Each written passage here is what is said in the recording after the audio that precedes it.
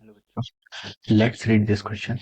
So this question says the nature of so this question is a true and false type question. Okay, हमें यहाँ पर क्या बताना है, ट्रू और फॉल्स बताना है. ओके, आपको स्टेटमेंट में क्या गिवन है, the nature of magnetic field inside a moving coil galvanometer is radial. Okay, हमें बताना है कि जो आपका नेचर ऑफ मैग्नेटिक फील्ड है इनसाइड मूविंग कॉइल गैल्वेनोमीटर क्या रेडियल है.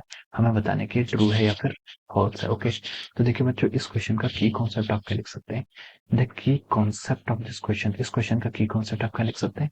इस क्वेश्चन का की कॉन्सेप्ट आप लिख सकते हैं मूविंग कॉइल गैल्वेनोमीटर. क्या लिख सकते हैं, moving coil galvanometer is the key concept of this question. Okay, अब देखिए बच्चों, मूविंग कॉइल गैल्वेनोमीटर होता क्या है. मूविंग कॉइल गैल्वेनोमीटर आपकी एक ऐसी डिवाइस है जो क्या करती है, आपकी चेंजिंग मैग्नेटिक फील्ड पर क्या करती है, सॉरी, चेंजिंग मैग्नेटिक फ्लक्स पर क्या करती है, काम करती है. ओके, अगर क्या होता है यहाँ पर आपका फ्लक्स चेंज होता है, फ्लक्स चेंज होता है तो क्या होता है, इसमें क्या होता है, डिफ्लेक्शन होता है. और ये क्या करता है, आपकी करंट अगर आपके किसी करंट कैरिंग कंडक्टर से आपकी फ्लो करती है तो इसमें जो नीडल होती है वो क्या करती है, आपकी डिफ्लेक्शन क्या करती है, शो करती है. ओके, तो हम इसमें लिख सकते हैं, देखिए, जब हम क्या करते हैं किसी करंट कैरिंग कंडक्टर को, जब हम किसी करंट कैरिंग कंडक्टर या फिर कॉइल को क्या करते हैं, किसी इलेक्ट्रोमैग्नेट के बीच में रख देते हैं, सॉरी आपका परमानेंट मैग्नेट है, ये आपका परमानेंट मैग्नेट. ओके, अगर हम क्या करते हैं किसी परमानेंट मैग्नेट के बीच में रख देते हैं तो क्या होता है उस पर, ये देखिए जो आपके मैग्नेट होते हैं, आपके मैग्नेट क्या है, कनकेव शेप के. कनकेव शेप के क्यों है, जिससे कि आपका जो मैग्नेटिक फील्ड है वो क्या आपका रेडियल है. ओके, ये मान लीजिए आपका क्या है, this is our coil, this is our current carrying coil,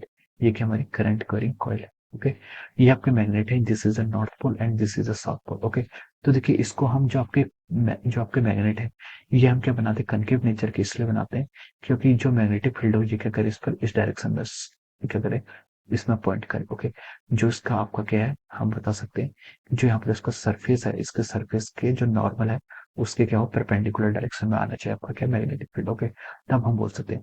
देखिए अगर हम किसी भी करंट कैरिंग कॉइल को मैग्नेटिक फील्ड में रखते हैं, किसी भी हम करंट कैरिंग कंडक्टर को मैग्नेटिक फील्ड में प्लेस करते हैं तो क्या होता है, इस पर एक टॉर्क आता है. ओके, टॉर्क आता है, और टॉर्क किसके इक्वल होता है, टॉर्क होता है आपका N I A B sine theta. और क्या होता है यहाँ पर आपका N I A B sine theta के इक्वल होता है. ओके, तो हम चाहते हैं कि इससे जो फ्लक्स हो, जो इससे क्या हो, फ्लक्स पास हो वो मैक्सिमम हो, यानी कि जो इस पर टॉर्क एक्ट करे वो टॉर्क क्या करेगा, मैक्सिमम एक्ट करे.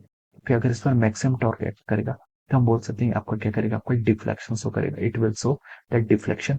और इसमें क्या होगा, मैक्सिमम जितना इसका डिफ्लेक्शन होता है, जो इसकी निडल होती है यहाँ पर, निडल का आपका देखिए जितना डिफ्लेक्शन होता है, हम बोल सकते हैं कि ये आपका क्या होता है, it is proportional to the current, ये आपकी जितनी करंट पास हो रही है उसके प्रोपोर्शनल होता है. ओके, तो हम यहाँ से बता सकते हैं. So we want this torque to be maximum, हम क्या चाहते हैं, ये टॉर्क आपका मैक्सिमम. ओके, तो देखिए टॉर्क मैक्सिमम कब हो सकता है, टॉर्क मैक्सिमम तभी होगा जब आपका जो मैग्नेटिक फील्ड है, ये आपका मैग्नेटिक फील्ड क्या है, रेडियल हो.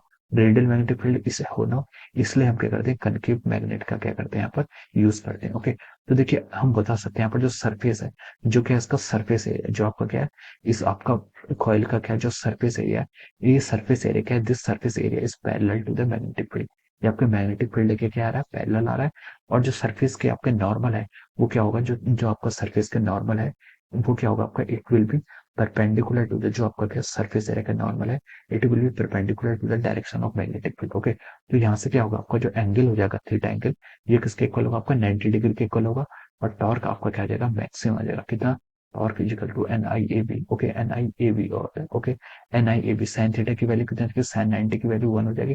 तो हम बोल सकते हैं कि इस केस में आपका टॉर्क क्या आएगा, आपका मैक्सिमम आएगा. ओके, तो टॉर्क मैक्सिमम आए इसके लिए हम क्या करते हैं, यहाँ पर जो आपका मूविंग कॉइल गैल्वेनोमीटर एमसीजी होता है, इसमें आपका जो मैग्नेटिक फील्ड लेके आता है वो रेडियल डायरेक्शन में क्या करता है, अप्लाई करते हैं. ओके, तो this will be the reason.